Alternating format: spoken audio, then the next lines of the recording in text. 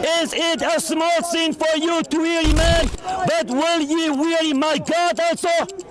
Therefore the Lord himself shall give you a sign. Behold, a virgin shall conceive and bear a son, and thou shalt call his name Emmanuel, which means God is with us. Going back and forth. The biggest issue I had with you, let me sort of repeat my argument again, was I don't need to come from any sort of perspective to ask you a question as to why this makes sense. Just because you can say, oh, it doesn't make sense in the Quran or Judaism says this, I want you to answer that with your own ideology, with your philosophy, right? And use your sources for that. You don't need to start quoting Islam, you don't need to start talking about the Quran. Okay, so firstly, you came to ask me a question, I answered your question, and then you wanted to have a conversation, and that's why we're having a conversation. And in a conversation, it goes backwards and forwards, and the point that I've made to you that you keep missing, Mustafa, and I'll make it to you again, is that Muslims use Christian arguments to get Islam out of the very problem you're trying to put Christianity in a fickle sovereign God. I believe in a loving God, and as you know, love will mean that you will do things that are beneath you. Doesn't mean that you've somehow lost your dignity, but that you do things that are beneath you because of your love. And that's exactly what we believe God did. We're not saying that these things weren't beneath God. We're saying they were beneath God, but God does them anyway because of his love. And that is a far more appealing God in my eyes than a tyrant, fickle, who sits on a throne and only ever speaks to you through letters and emails and messengers. Yeah. So the reasons why I'm not answering the questions of the veil, and there's all these other questions that you're asking me. It was you that was counting down. You were like, oh, going once, going twice, who's got a question? Yeah. I asked you the question of limitation and God. Correct. Yeah, I didn't even mention about me being a Muslim and me wanting to answer these questions. You're more than aware of like Islam and our views of limitations of God and what we believe, right? I simply asked you the limitations of God. That's the only question that I asked you. So for you to come back and rebuttal and say, oh, you have to answer my questions, you're not answering my questions, you're not listening, you're new to this, how many wives do you have? You're not talking about that. The initial discussion was you were counting down, and I said to you, I've got a question about Jesus, about his limitations of God, and that was my question. You're asking me about, the Quran, you're asking me about all these sorts of things. The veil, and yeah, you said I've probably got 4 wives, probably. I didn't say that. Well, you said how many have I got? I said wives or wife, depending on how many wives you've got. And again, it's relevant. It's not relevant at all. And it's just the question that I initially wanted answering is still not sufficiently answered. Now you can say you've answered it, and if it's not good enough for you, so be it. I don't think it's good enough for anyone here. I forgot my keys once. I remembered where it was. How is that applicable to the oneness of God and his true nature of being, all-knowing, no need of water, no independent, it doesn't answer the question. You can't give me an example of a human sort of characteristic that would make me believe that, oh, you know what, Jesus came here, and yeah, he can be limited and unlimited at the same time. It's a contradiction to me, and for that reason, Bob, I don't really believe that. So you can bring up the Quran and the veil. I don't even need to be Muslim or have a faith to have that sort of question. So you can bring up the veil, you can bring up the Quran, and how are they co-silent, it matters none. I can come here as an atheist and ask you that question. Just because you're answering questions that you're pretty knowledgeable and you can slide your way in and out of these sort of you can word yourself out of it and try and... I'll take that as a backhanded compliment. Well, whatever. You can take it how you want, but in my opinion, it still doesn't answer the question. You can throw stones from glass houses all you want, but for me, it doesn't answer the question. You still haven't given me an example of how God can limit himself and that be logically making any sense. So what stops God from dying? Can he die for us? Can he fail to exist as the Father, the Spirit, everything? Can I reply? I mean, please show me sort of like evidence of how God could do that, because to me it would go outside of his godship to do it, and that's the question you haven't answered. outside of his godship, he can't do these things because he wouldn't be God. If God was to say, you know what, I'm going to decide I'm not going to have all knowledge for eternity, or I'm going to be limited, I'm going to have a short time here, and I'm not going to be divine and unlimited. What's stopping your ideology from believing that? Can I reply? Right, so the first point, I want to point out again, you've not addressed the issue of the veil or the issue of the Quran. Wait one second. Wait. I mentioned Mustafa, that I don't need to answer if you're getting tired, no, I'm not getting if you're getting tired, if it's getting too much for you, just take a step out, bro. I answered that. I said to you, I don't if you're going to interrupt, the whole conversation will break down. And I guarantee you'll sulk if I start interrupting you. Everyone who interrupts me always does. Right, thank you. So, in reply, I'll just point out again, Mustafa, you haven't addressed the point of the veil and the Quran. Why is it pertinent to your original question? Because these are examples in Islam of Allah limiting himself. Because his attributes are not him, but they are not separate from him. In other words, there cannot be a universe that exists in which Allah's word or Allah's glory exists independent from the existence of Allah himself. In other words, they are dependent existences. And so if Allah is limiting his word as he does in ink and paper, or he limits his glory as he does with the veil that he creates, then Allah has limited an attribute. And we are talking about an attribute, the knowledge, or more particular, if you had listened carefully, Mustafa, we're not even talking about whether God in the incarnation limits his possession of divine knowledge. We're pointing out that God in the incarnation limits access. So it's the attribute of access to divine knowledge that is being limited, not knowledge itself. I hope I'm being really clear now. And I have answered this question several times, but I'll do it again. In what way can God limit himself? You asked. The way that he does it in a way that doesn't sustain a contradiction is this. By taking to himself a human nature that does not change his divine nature, if the limitations are encapsulated in the human nature, then that is how, and he experiences those limitations in that human nature, then that is how God can limit himself without change. But now let me ask you this question. How does Allah limit his glory by something that he creates, and that not be the, how is that not the same by God limiting his access to divine knowledge by veiling himself in flesh? That's all? Yeah, of course. All right, Bob, you're saying to me that I'm not listening, right? I don't think you're listening to me. The point that I was making was I can come from an atheistic position, right? You don't need to give examples of Islam, of Judaism, of any type of ism, right? I'm coming to you with a question. Yeah. Islam's not going to help you here, right? Islam's not going to help you. Nothing's going to, I could be believing in evolution or whatever, right? It's not going to help you, right? I'm asking a question where you don't need to say, oh, in the Quran or in Islam, look, there's this same ideology problem, there's this same contradicting problem. You don't need to say that. What's the question, bro? I want to hear the question. What's the question? If you draw him in, I'm going to hear the question. let's just finish our conversation. Yeah. I have a issue myself. I have to just focus, especially when you're talking for about 10 minutes. It's I promise you I'm not. Write it down, man. I promise you I'm not. Like 10 minutes when he's talking. I don't know. And it's a lot of questions, and it's a lot of going back and forth. The biggest issue I had with you, let me sort of repeat my argument again, was I don't need to come from any sort of perspective to ask you a question as to why this makes sense. just because you can say, oh, it doesn't make sense in the Quran or Judaism says this, I want you to answer that with your own ideology, with your philosophy, right? And use your sources for that. You don't need to start quoting Islam. You don't need to start talking about the Quran, oh, the veil of God.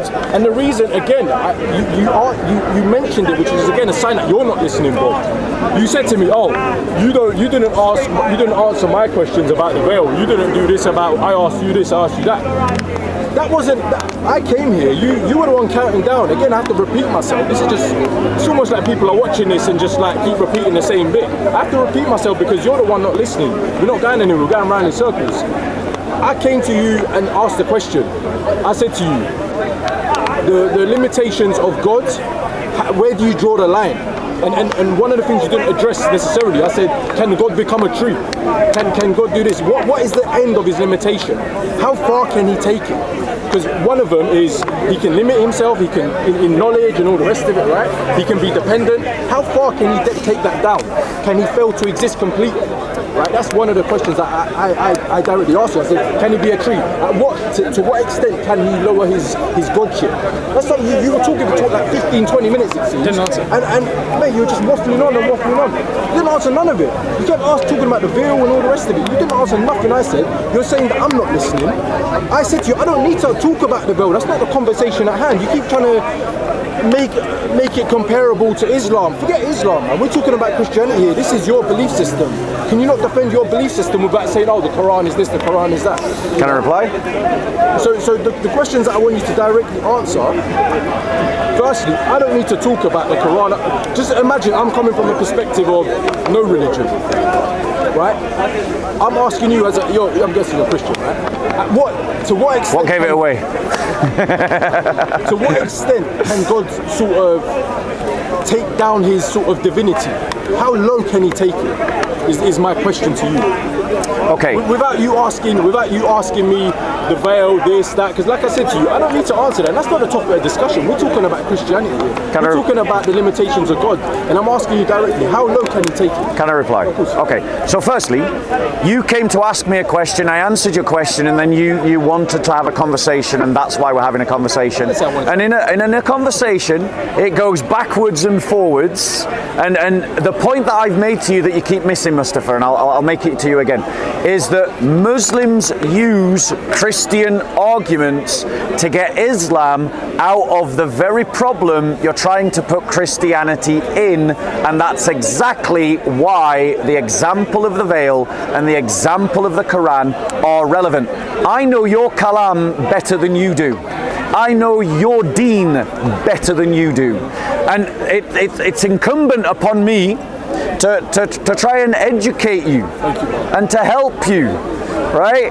Because pride in our muscles is not the same as pride in our intellect, right? And we shouldn't have pride at all. But the point that I'm trying to make to you is if you can't answer the very question you're asking, when the very question you're asking puts Islam in a problem, or rather, and this is more pertinent to the original question, you can't see the parallel of the answer that I gave to defend the Christian position as already existing in the Islamic position. To get Islam out of the very conundrum that your question would put it in, then there's no helping you, bro, Mustafa. Like, you're just not able to follow an argument.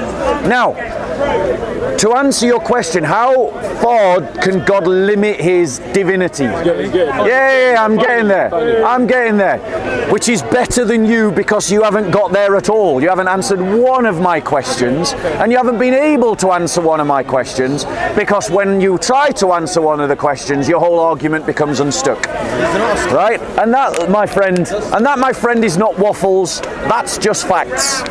Now, I'm going to. It's been like 5 minutes. But if I interrupt you, you'll complain. So don't interrupt. Don't interrupt, because I'll start interrupting you. The whole conversation break. Are you sure? You can do that. Okay, great. So now, to answer your question directly, God limits his nature. God limits his divinity in human nature According to his nature. His nature is love. What was my question? His nature, how low can that limitation go? You've got to pay attention, Mustafa. I'm answering that question. If you interrupt less, you'll hear the answer. Yeah? I've interrupted twice now. Yeah, multiple times. I'm trying to direct you to multiple times.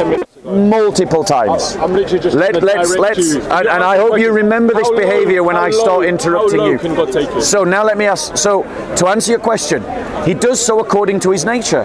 His nature is love, and the object of his creation, the object of his love is man. And so he limits himself to the form of man. That's how low it goes. Now let me ask you a question again. How can it be that Allah's glory can be limited by a veil that Allah creates?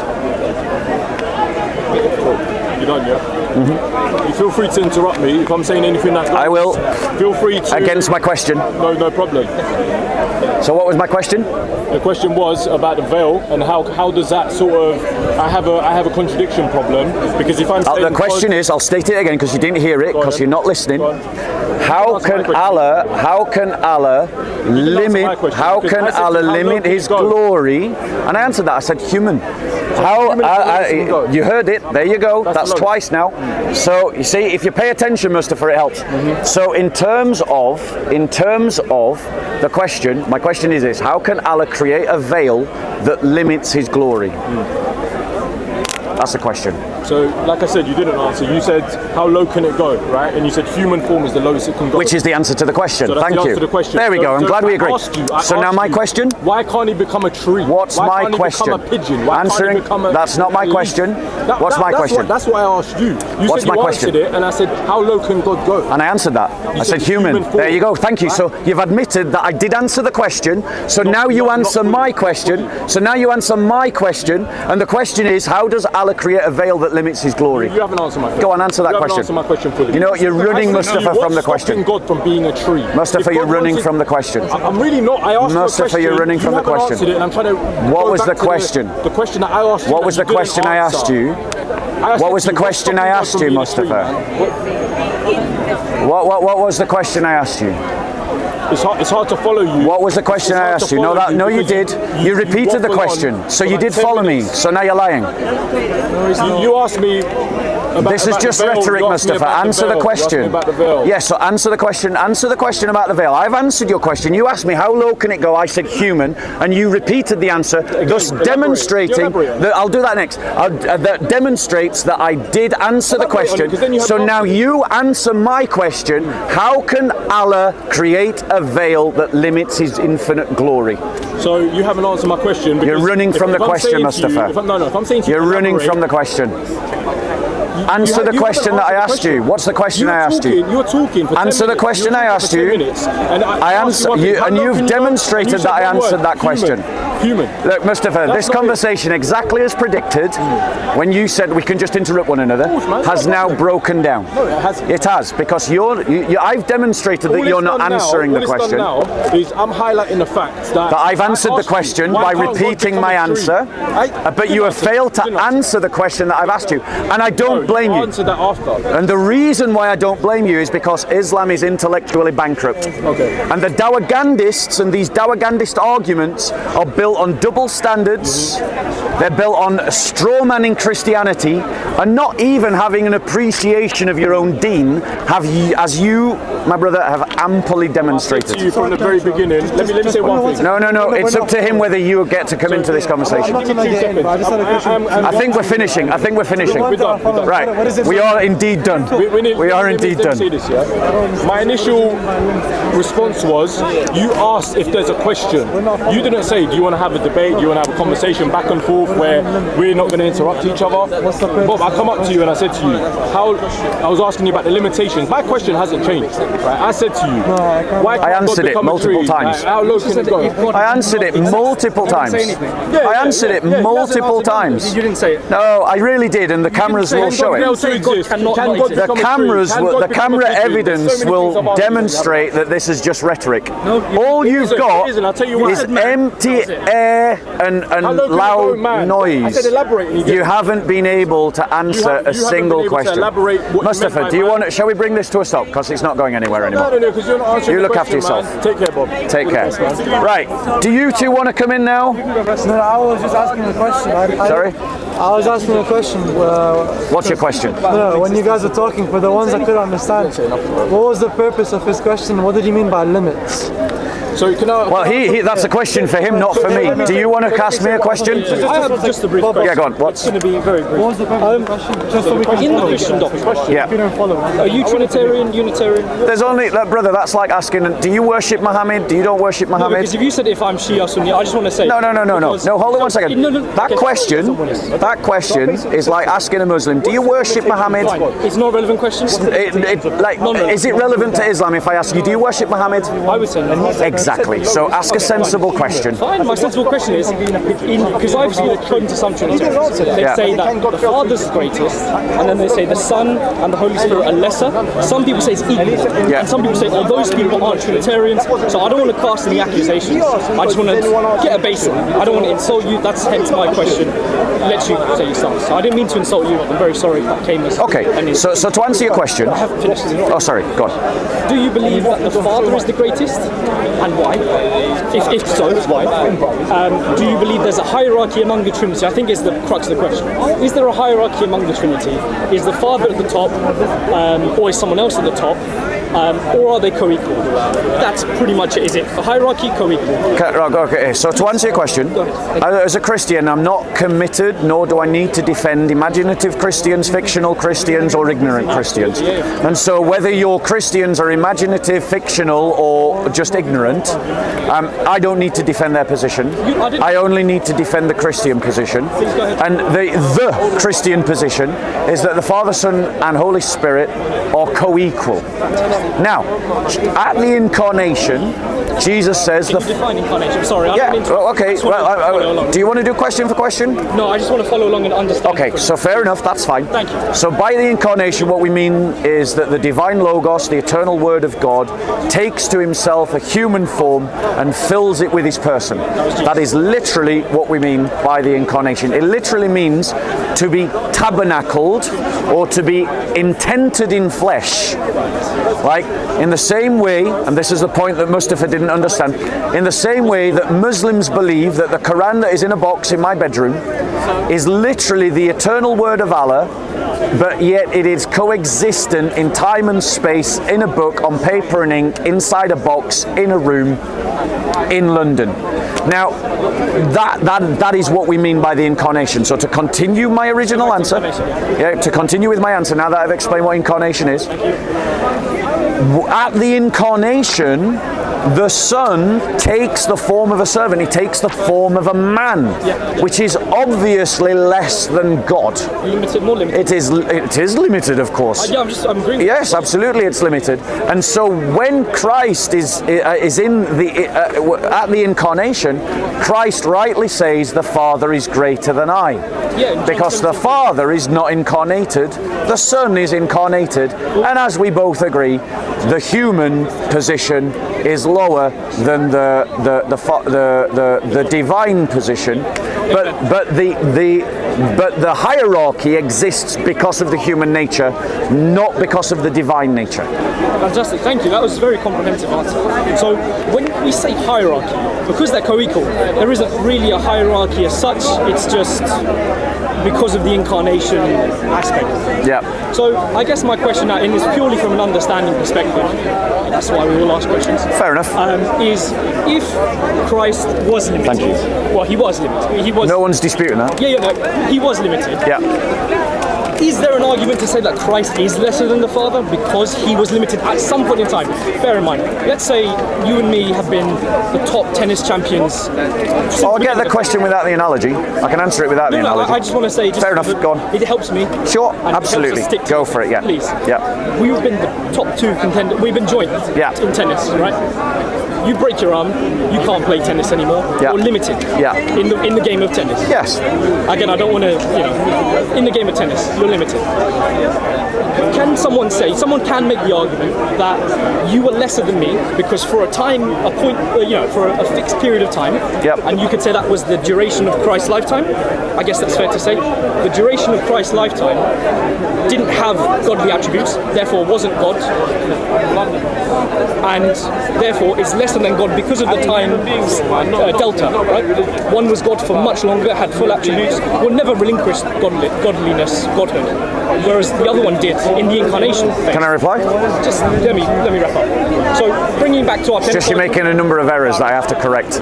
You can, but again, we're having the civil discussion. Of course. If that's okay, we can respect that. So my question, the crux of it is, and I don't really want to talk about Islam and things because it is purely an understanding point of view, is if Christ was limited for a certain period of time, for the duration of the incarnation, can you make the argument that he was less than God?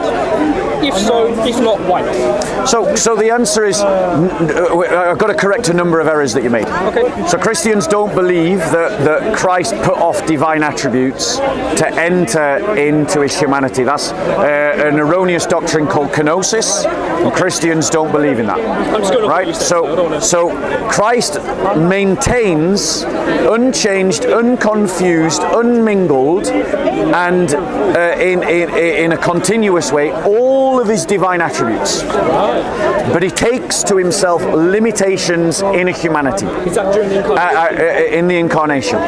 And as a human, Christ himself says, not me, Christ himself says that the Father is greater than I. But that is not talking about his divine nature. That is talking about his position as a human being. Now, this conversation isn't just going to be about Christianity, it's going to be about Islam as well. Make it that. I'm just that's fine. That's fine. I also want to ask questions. I also want to learn in the spirit of understanding. Perhaps you can answer the question Mustafa didn't answer. I'll try. Now, are you two like cheerleaders? Like you two in a tag team? You mentioned me. Right. So here's the question. Just backtrack 2 minutes and then we can. Yeah. So the question that I want to ask you is, how does Allah create a veil? Sorry, you didn't answer the original question. No one. I did. I said in his human nature. Okay. So in his human unglorified nature, Christ himself says the Father is greater than I. Okay. Now that is not talking about his divinity. Right. So that is the answer. Fantastic. Now my question to you is, how does Allah create a veil, so it's a created thing that now has the power to limit his infinite divine glory? Okay, that's absolutely fine. I'm satisfied with your answer from a Christian theological perspective. And again, just to summarise from my understanding, before I go on to my answer, is that during the incarnation, Christ didn't lose any divine attributes. Correct. He didn't give away anything. Correct. Nothing changed. Nothing was mingled. Nothing is to be confused. Nothing was mixed. There was no dual nature, divine nature, human nature. So there's no. So because I hear a lot of things. I just want to we've got to be clear about our words. I'm asking you. Yeah, I'm trying to be clear. Please. So what we say is, without confusion, without mingling, yes, and without change, and without separation. Right. Right? Now, by analogy, to help you understand what I mean by that, yeah, let's go back to it's exactly the same. My analogy for the incarnation is your doctrine about the Quran. You believe that the Quran is the eternal word of Allah. I believe anything. Well, actually, I did make an assumption there. I apologise. Maybe you're not a Muslim. But I'm asking from a. Yeah, maybe. But maybe you're not a Muslim. Maybe you say that Allah. Maybe this argument is hypothetical as well. Yeah. So, but as Muslims believe. But it shouldn't be relevant. I'm still. One second. It's not relevant. No, it is relevant. It really is relevant. You can come back and make it relevant. Yeah, it really is relevant. Please. So the analogy that I'm using to demonstrate what I've just said about the incarnation is the Muslim doctrine, which I suspect you believe, which is that Quran is literally the eternal word of Allah that can be found on ink and paper. And all those people in Saudi Arabia that flushing Qurans down the toilet, what they're doing is that they're damaging ink and paper. They're not damaging the eternal word of Allah, because the two never are separate. They can't be talked about as being separate things, but they're not mixed, they're not mingled, and they're not to be confused. Okay, fine. So, and I guess this comes back to the fact that you said that there's no intermingling between the non-divinity and the divinity nature of the Yeah, they're not mingled. Christ. Not mingled, but during the incarnation, what's the best label to give Christ while he walks on this earth? While he says the Father's greater than I am? Yeah. Is it divine or is it human? Can I answer that? Yeah. Okay, the answer is exactly what the church has taught for over 2,000 years. Sorry, not over 2,000, 2,000 years, which is that Christ is fully man and fully God. And we've taught that conclusively and for millennia. Yeah, that's cool. Yeah. You know? But if it's both, how can they not intermingle? Let him ask all of his questions, Firaz, and then you can jump in. If it's not intermingling, how can it be fully man and fully God? That contradicts to me. No, it doesn't. Yeah, it does. Well, let me. For me, it does. Please. For example, there's many examples in nature where things have dual properties. Yeah. So light has the property of wave and particle. I'm sure you know what the triple point of, what a triple point is in terms of a chemical substance. Yes. It has properties of solid, liquid, and gas all at the same time. Yes. So this is, if we can envision that in creation, your choice is to either accuse the creator of creating a contradictory creation, or to accept that things can have multiple properties in multiple different properties simultaneously at the same point in time. And so there's no contradiction entailed. Now, my question to you, I noticed, was not answered. No, but I wanted to finish that point. My question to you, my question remains to you unanswered, Please repeat. which is this: how does Allah create a veil that limits his eternal infinite glory? We get to the veil part. I have to say, when you refer to the veil, I don't know what you're talking about. It's the shank. You can elaborate like you did with incarnation. Okay, so in Al-Tirmidhi, right, it says that when Muhammad goes up to the highest heavens, and he goes, Say that it doesn't contradict the doctrine because God is not limiting the destructive capability that he has, in the sense that he destroys everything he can see.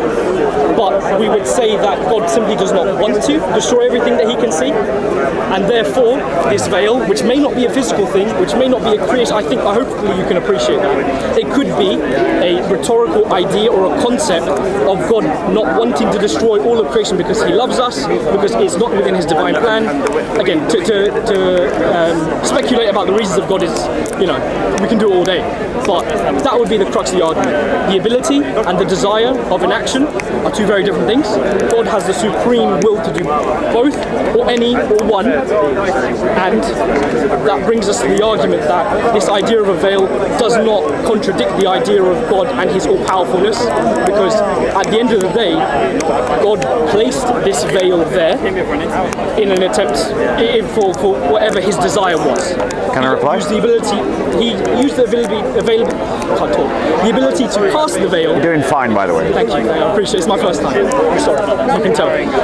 He used the ability to cast the veil because of a desire not to destroy. But he didn't use his ability to destroy because he didn't desire. Can I reply now? I think I've made my point. So Yeah, please. and thank you very much for actually trying to tackle the question. I do appreciate. No, you've done a very good tackling Thanks of the for listening question. as well. But the problem with your argument is this. Now, obviously, it depends what kind of Muslim you are, and obviously, if you belong to one of the groups of Muslims that deny the veil as a real thing, I didn't interpret this is where we need to pin you down, because depending on which kind of Muslim you are, like because your argument essentially says that the hadith's description of a veil is purely metaphorical. I didn't say that. Wait. Right. I just want to correct you. I'll say the same thing that I said to Mustafa. If we interrupt one another, the whole conversation is going to break down. Yeah? And so I would ask you not to interrupt. My apologies. Because I didn't interrupt you. It's my first time. Right. So, the argument that you've made, whether you like the consequences of the argument or not, is simply this. If your argument is to be sustained as the answer, and by the way, I think it's a very creative answer. Thank you. But if it is to be sustained, it logically follows that you have to deny the veil as an actual thing. And if you're denying the veil as an actual thing and you're turning it into a metaphor for a decision of God, right? That God is making a sovereign decision over his attributes, right? Then that means you have to argue that the veil is not real. But the problem with that is that is not what the hadiths say. The hadiths speak, and Muhammad speaks very categorically about the veil being an actual thing, not simply a word metaphor for a concept. Right? I don't know. So. But here's where the contradiction rubs. So listen carefully.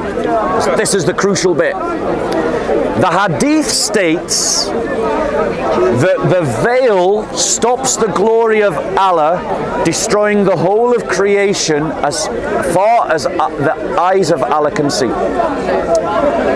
If Allah can see the veil and Allah created the veil, then why does the glory of Allah not destroy the veil as well? That's the contradiction. I got you. Now, your answer is very creative. Thank you. It is a sustainable argument. I'm helping you now because it's your first time. If you hold that line of argument, you are going to get out of my problem. I know. Right? So I want to ask you, do you deny the veil as a real thing and interpret the hadiths, all the hadiths that talk about the veil, as a real thing, as being simply a metaphor for a decision of God? Is that what you actually believe? Is that your hack? Is that your deen? Because if you're willing to commit to that, then we'll progress the conversation along those lines. Right, so first I'll come back to my original point. Again, there wasn't a misconception on your end. I didn't suggest that the veil was metaphysical. I said it could be, because I don't know at this state of time. I haven't read the hadith from Tirmidhi. I would love to see the reference so I could study it later. So if you could provide it, that would be great. But that's for later. I didn't say it was metaphysical. I said it could be. And I think it's different from saying it is something. You know, I can say you're wearing green. I could say you're wearing a turquoisey colour. You know, could different. Could be a physical thing, could be a metaphysical thing. And I did specifically state that the notion of it being physical or metaphysical really doesn't matter at the end of the day, because of the argument that you called it creative, of God's desire to do something being different to God executing something. So, and to bring that back into a point, is that if the veil was physical, like you're arguing, like you suggest the hadith say, and again, I can't confirm that as the haqq because I haven't studied it myself. It would be foolish of me to say this is the haqq. If you tell me what kind of Muslim you are, I might be able to tell you what your deen teaches. Right, which kind of Sunni? In what sense? Are you Salafi? Okay. Hanafi. You should have asked what school I belong to. Well, that's a school of fiqh. Yeah. Let's find Hanafi. I'll give you the answer. Okay, fair enough. Well, in my understanding, and feel free to correct me if I'm wrong, but the Hanafi position is that the veil is a real thing. Okay, I will study that. I'll learn. And feel free to come back and correct me, because I'm not 100% certain of that myself. That's okay. But for instance, I know Muhammad Hijab is Hanafi, or very close to Hanafi, and he believes that the veil is a created thing. Hashim is Hanafi, I believe. These are just guys, by the way. I may not subscribe to their. Yeah. Granted. But my point is, until someone proves otherwise, I'm working on the assumption that the Hanafi believe that the veil is an actual thing, not simply a metaphor for a concept. So let's draw the benchmark. This argument is based on an assumption. Yes. Because you just said you've used the word assumption. Yes. Because I come from a mathematical background. We do proofs. Yep. You start a proof by an assumption. Right? Agreed. N equals 1, N equals 2.